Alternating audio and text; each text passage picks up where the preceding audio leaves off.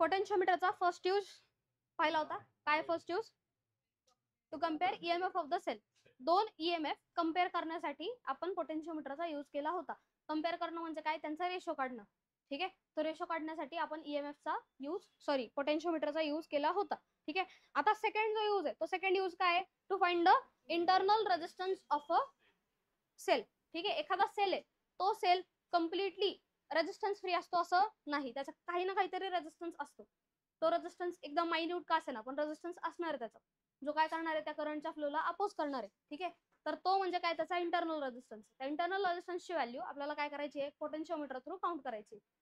समजलं काय करायचं आहे? पोटेन्शियोमीटरचा यूज कशासाठी करायचा आहे? इंटरनल रेजिस्टन्स फाइंड करण्यासाठी. ठीक आहे, डायग्राम कशी काढता? पहिलं काय काढणार? Potentiometer wire.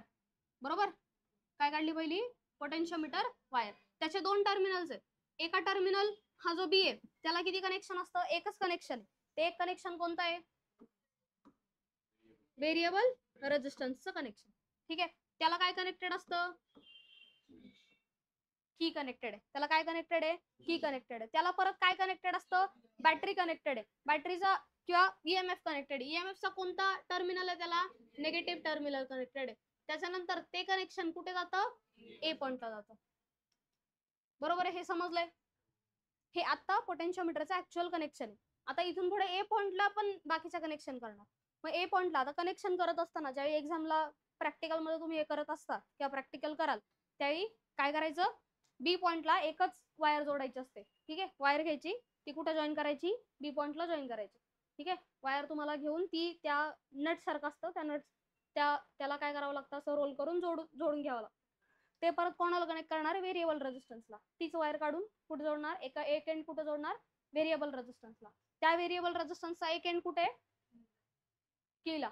ठीक आहे, कनेक्शन पाहून घ्या. सपोज हा बी पॉइंट आहे. बी पॉइंटचा एक कोणाला कनेक्ट केलाय तुम्ही? टर्मिनल रेजिस्टन्सला, व्हेरिएबल रेजिस्टन्सला कनेक्ट केलाय. त्याचा एक टर्मिनल राहिला ना, तो एक टर्मिनल कोणाला कनेक्ट करणार आहे? बॅटरीला कनेक्ट करणार आहे. कीला, सॉरी, कोणाला कनेक्ट करणार? कीला. कीला पण दोन टर्मिनल आहेत. एक टर्मिनलचा झाला व्हेरिएबल रेजिस्टन्सला, तो कोणाला कनेक्ट करणार आहे? आता बॅटरीला कनेक्ट करणार आहे. कोणत्या टर्मिनलला? बॅटरीच्या निगेटिव्ह टर्मिनलला कनेक्ट करणार आहे. त्याच्यानंतर तो निगेटिव्ह टर्मिनल कोणाला कनेक्टेड आहे? ए पॉइंटला कनेक्टेड आहे. ठीक आहे, हे झालं तुमचं पहिलं कनेक्शन. ए पॉइंट तसाच परत लावून घ्यायचा नाही. ए पॉइंटला किती वायर लागणार आहेत आपल्याला? इथे 2 वायर लागणार आहेत. किती वायर लागणार आहेत? 2 वायर लागणार आहेत. ठीक आहे, मागच्या ह्याच्यात किती वायर लागत होत्या? 3. का? कारण 2 ईएमएफ तुम्ही सोबत जोडत होते. आता इथे किती वायर लागतायत? 2च. त्यातली एक वायर तर इकडे गेली. ठीक आहे, आणि आता अजून एक वायर लागेल इथं. इथून आपल्याला नवीन सर्किट बनवायचंय. ठीक आहे, तर सर्किटचं कनेक्शन पाहू. ते सर्किट बनवायचे आणि त्या सर्किटला परत गॅल्व्हनोमीटर जोडून गॅल्व्हनोमीटरचा एक एंड कोणाला कनेक्ट करणार? तुम्ही जॉकीला कनेक्ट करणार. कनेक्शन समजलं? काय केलं? समजलं का? टर्मिनल्स पाहिजे म्हणून पहिलं तुम्हाला प्रॅक्टिकल एक्झामला सगळ्यात पहिलं काय काढावं लागतं? डायग्राम काढावं लागतं. का? कारण डायग्राम वरून कनेक्शन समजतं. आधी डायग्राम लर्न करायला लागते, डायग्राम वरून कनेक्शन समजणार. ती डायग्राम आधी एक्झामिनर किंवा तुमचे टीचर्स चेक करतात की डायग्राम बरोबर आहे की नाही, नाहीतर सर्किट जाळून टाकसान तुम्ही लगेच स्टार्टिंगलाच. त्याच्यामुळे पहिली डायग्राम चेक केली जाते, त्याच्यानुसार मग तुम्ही कनेक्शन करा. डायग्राम जर तुम्हाला येत असेल तरच समजलं जातं की तुम्हाला येत आहेत कनेक्शन. ठीक आहे, समजलं हे? आता ए पॉइंट पासून काय करायचंय? ए पॉइंट पासून काय करायचंय? अजून एक टर्मिनल घ्यायचा आहे, अजून एक वायर घ्यायची आहे आणि त्याचा एक टर्मिनल कोणाला कनेक्ट करायचा आहे? कोणाला कनेक्ट करायचंय? दुसऱ्या एका बॅटरीला कनेक्ट करायचा आहे. बरोबर, आणि नंतर काय त्याचा? Internal resistance. नंतर काय त्याचा? Internal resistance. ही बॅटरी, नंतर त्याचा इंटरनल रेजिस्टन्स, नंतर की, आणि नंतर रेजिस्टन्स, ऍक्च्युअल रेजिस्टन्स सर्किट मधला हा. ठीक आहे, हे K2, K1, हा ईएमएफ, हा E1. ठीक आहे, आणि हा इंटरनल रेजिस्टन्स R झालं. आणि याला काय कनेक्ट करायचं? आता या सर्किटला काय कनेक्ट करायचं? गॅल्व्हनोमीटर. गॅल्व्हनोमीटरचा एक एंड त्याला कनेक्ट झाला आणि दुसरा एंड कोणाला आला? जॉकीला. ठीक आहे, समजलं का? कनेक्शन समजलं? काय केलं? समजलं नक्की? काय डाऊट याच्यात? नक्की? आणि आता काय मार्क करायचे, लूप मार्क करा, तुमच्यानुसार मार्क करू शकता. काय टेक्स्टबुक मध्ये सांगा. P Q S T R कुठे? हा, रेजिस्टन्सला आर दिलाय, तो काय नाव आहे का? पी क्यू एस टी नाही, लूप ती आहे, पण एवढंच हे का? बरं ठीक आहे, जाऊ दे. इथे पॉइंट ए झालं, बी आहे. समजलंय का? समजलंय कनेक्शन काय केलं? समजलंय का कनेक्शन नक्की काय केलं? ठीक आहे, आता जाऊयात आपण इक्वेशन कडे. ठीक आहे, काय फाइंड करायचंय ऍट द एंड तुम्हाला? इंटरनल रेजिस्टन्स आर फाइंड करायचा आहे. काय फाइंड करायचं आहे? Internal resistance r. ठीक आहे, तर आता पोटेन्शियोमीटर प्रिन्सिपल आठवतोय? काय potentiometer principle? The potential difference is directly proportional to the length. ठीक आहे, given that current is constant. ठीक आहे, हा आहे पोटेन्शियोमीटर प्रिन्सिपल. त्याला शॉर्ट मध्ये सांगितलं काय तो?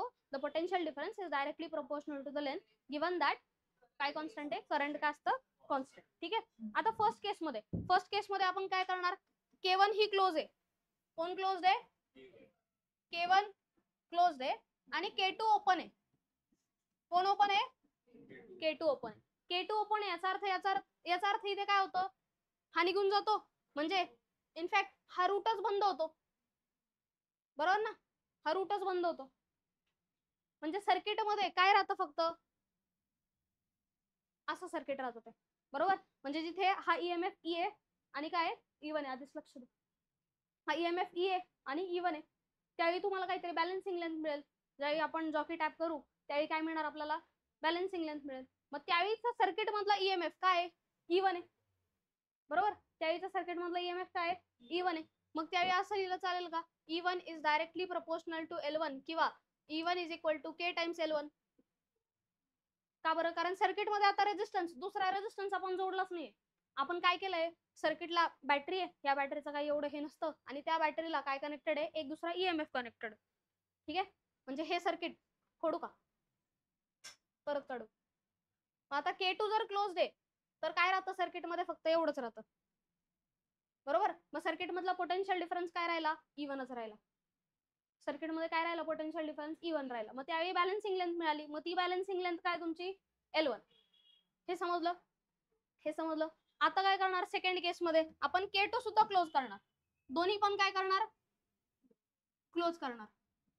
इथे K2 आहे आणि आता ते पण काय करायचं? हा R आहे आणि हा K2. ठीक आहे, तो पण काय करणार आता तुम्ही? क्लोज करणार. याचा अर्थ सर्किट मध्ये काय आला? आता काय जोडलंय बघा K2 च्या ह्याच्यात? K2 च्या शेजारी काय जोडलंय? रेजिस्टन्स आला तर काय येणार? पोटेन्शियलचा डिफरन्स येतो. बरोबर, म्हणजे पोटेन्शियल डिफरन्स काहीतरी येईल ना आता, रेजिस्टन्स जोडलाय तर. मग त्यावेळीचा पोटेन्शियल डिफरन्स आपण म्हणूयात V. काय म्हणूयात? V. ठीक आहे, आता सेकंड केस मध्ये काय केलं? K1 सुद्धा क्लोज केला आणि K2 पण क्लोज केला. मग त्यावेळी पोटेन्शियल डिफरन्स काय आला? V. ओम्स लॉ नुसार याला असं लिहिलं चालेल, IR. आणि दुसरी बॅलन्सिंग लेंथ पण मिळणार तुम्हाला, ते लिहू. दुसरी बॅलन्सिंग लेंथ पण मिळणार तुम्हाला. काय ती बॅलन्सिंग लेंथ? L2. दुसरी बॅलन्सिंग लेंथ मिळेल ना. आता रेजिस्टन्स जोडलाय, रेजिस्टन्स जोडल्यानंतर तुम्ही जॉकी टॅप करत जाणार. आता टॅप करत गेल्यानंतर एक बॅलन्सिंग लेंथ मिळेल. त्यावेळी सुद्धा ती एक्झॅक्टली याच्यासारखी असेल का? नाही, ती बदलणार आहे. का? कारण आता रेजिस्टन्स जोडलाय आपण. ठीक आहे, म्हणजे काय येईल ते? K times L2. हे बरोबर आहे? हे कळालंय? हे कळालंय का? हे कळालंय का? फर्स्ट काय केलं? K1 क्लोज होता, K2 ओपन होता. K2 ओपन याचा अर्थ सर्किट मध्ये कुठलाच दुसरा रेजिस्टन्स नव्हता. म्हणून जितकं काही पोटेन्शियल डिफरन्स होता, म्हणजे कोण होता? E1 होता त्यावेळीचा. तो डायरेक्टली प्रोपोर्शनल कोणाला होता? लेंथला होता. मग K is epsilon 1 is equal to काय आला? K times L1. त्यानंतर K1 पण क्लोज केला, K2 पण क्लोज केला. दोन्ही क्लोज केल्यानंतर काय आला? सर्किट मध्ये काय आला? रेजिस्टन्स आला. आणि त्या रेजिस्टन्स मुळे काय आला? पोटेन्शियल डिफरन्स आला. मग तो पोटेन्शियल डिफरन्स आपण सपोज V म्हटला, तो किती आला? K times L2. हे समजलंय ना? थर्ड पॉइंट चाललाय ना? ठीक. आता हे जे वरचं लूप आहे, इन लूप, कोणती लूप आहे? PQ S आणि T होती ना? ठीक आहे, PQ ST P. ही जर लूप घेतली तर या लूप मध्ये काय अप्लाय करा, व्होल्टेज लॉ अप्लाय करा, लूप अप्लाय करा. काय होईल बरं, पी टू क्यू जात असताना काय आलाय मध्ये, ईएमएफ आलाय. तो काय कुठून गेलाय, पॉझिटिव्ह टू निगेटिव्ह, म्हणजे काय आलं पाहिजे, निगेटिव्ह E1. हे समजलंय. त्यानंतर करंटची डिरेक्शन आधी मार्क करावी लागेल. ही करंटची डिरेक्शन आहे.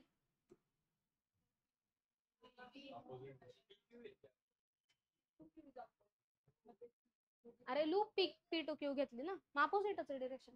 ईएमएफ चं चाललंय आपलं. ईएमएफ काय घेतलाय, निगेटिव्ह ना. ईएमएफ ला कुठून कुठे गेला तुम्ही लूप मध्ये जात असताना, पॉझिटिव्ह टू निगेटिव्ह गेला. ईएमएफ चं झालं काम. आता करंटचं काम येणार आहे, आणि त्यावेळी मग करंटचे डिरेक्शन आपल्याला मॅटर करते. मग आता कोण येणार आहे, यश पुढे लक्ष दे. आता कोण येणार आहे, आता इथे सर्किट मधला करंट आहे.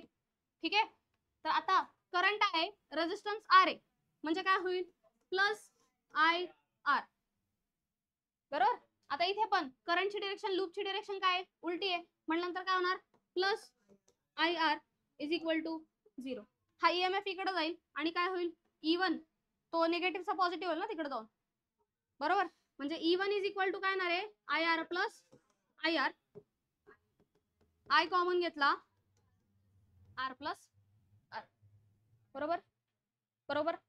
Fifth step, fourth, potential difference काय लिहू शकतो आपण, आय आर लिहू शकतो. हे इक्वेशन्स आहेत, इक्वेशन 1 2, याला म्हटलं 3 आणि याला म्हटलं 4. या चौघांवरून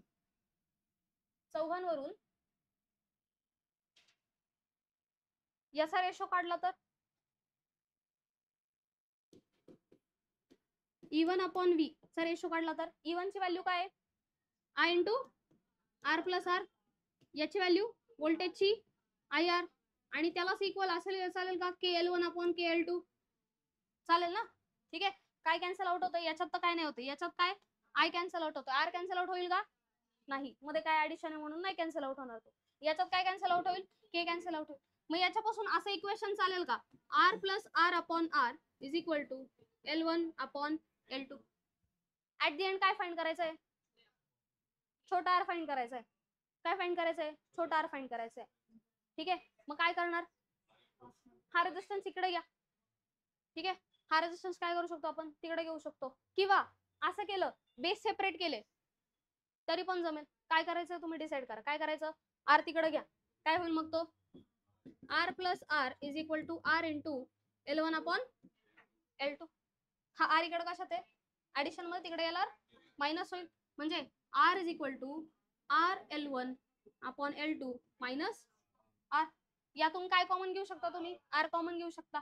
म्हणजे small r is equal to काय येईल, capital R in bracket L1 minus L2. त्याला तुमचा इंटरनल रेजिस्टन्स. जिथे तुम्हाला एक्सटर्नल रेजिस्टन्स जो जोडलेला आहे तो माहित असतो, आणि बॅलन्सिंग लेंथ आपण काउंट केलेला असतात. जो की ज्यावेळी टाइप करत जातो त्यावेळी बॅलन्सिंग लेंथ आपल्याला काउंट करता येते. म्हणजे बॅलन्सिंग लेंथ दोन्ही पण माहिती आहेत, एक्सटर्नल रेजिस्टन्स माहिती आहे, इंटरनल रेजिस्टन्स असा काढायचा. Internal resistance is equal to काय येतो, internal resistance R is equal to external resistance into first balancing length second balancing लेंथचा रेशो मायनस 1. हे आलं काय आला, इंटरनल रेजिस्टन्स. समजलंय का इंटरनल रेजिस्टन्स. ठीक आहे. एक क्वेश्चन आहे पहा, 9.6 पहा, 9.6 क्वेश्चन दिसला का. इंटरनल रेजिस्टन्स डिटरमाइन करायचा आहे. ईएमएफ किती आहे, 1.5 व्होल्ट. बॅलन्स पॉइंट कुठे दिलाय, ओपन कंडिशन. ओपन कंडिशन म्हणजे फर्स्ट कंडिशन, म्हणजे फर्स्ट कंडिशनचा बॅलन्सिंग पॉइंट किती आहे, L1 ची व्हॅल्यू 76.3. सेकंड कंडिशनची बॅलन्सिंग पॉइंट पहा किती आहे, 64.8. आणि हे पण दिलेलं आहे काय, एक्सटर्नल रेजिस्टन्स पण दिलाय, किती आहे तो, 9.5. इंटरनल रेजिस्टन्स डिटरमाइन करायचं. L1 L2 च्या व्हॅल्यू माहिती आहे तुम्हाला, काय व्हॅल्यू सांगा. L1 काय 76.3 सेंटीमीटर की मीटर, सेंटीमीटर. त्यानंतर L2 इज इक्वल टू काय 8 ना, सेंटीमीटर. Resistance 9.5 ohm. ठीक आहे, सगळ्या व्हॅल्यूज आहेत. आर फाइंड करायचा आहे, स्मॉल आर काय इज इक्वल टू काय, R in bracket L1 upon L2 minus 1. म्हणजेच काय आलं, R in bracket L1 upon L2 काय झालं, हा हा आर ची व्हॅल्यू घ्यायची ना. ठीक आहे. काय येईल ती 9.5 इन ब्रॅकेट 76.3 अपॉन 64.8 मायनस 1. ठीक आहे. बेस सेम करायचं म्हटलं तर हे इकडे मल्टिप्लिकेशनला जाऊ द्या. ठीक आहे. काय येईल मग ते 9.5 इन ब्रॅकेट 76.3 मायनस 64.8 अपॉन 64.8. समजलंय काय करायचंय. आता सबट्रॅक्शन करणार, डिव्हिजन करणार आणि इंटरनल रेजिस्टन्सची व्हॅल्यू फाइंड करणार. ठीक आहे. ती किती येते ते पहा बरं. किती येते ती व्हॅल्यू 1.686. ही कशी आहे, ह्या एक्सटर्नल रेजिस्टन्स पेक्षा कशी आहे, छोटी आहे की मोठी आहे. एक्सटर्नल रेजिस्टन्सची व्हॅल्यू काय बघा 9.5. इंटरनल रेजिस्टन्सची काय आलेली आहे 1 पॉईंट आलेली आहे ना. ती कशी आहे, छोटी आहे. तर नेहमी लक्षात ठेवायचं इंटरनल रेजिस्टन्स हा खूप जास्त कमी असतो. तो नेहमी 1 पेक्षा कमी किंवा थोडासा जास्त म्हणजे 2 पर्यंत येऊ शकतो. जास्त त्याच्यापेक्षा जाणार नाही. हे लक्षात ठेवायचं. ठीक आहे. समजलंय का. घ्या सॉल्व्ह करून तेवढं.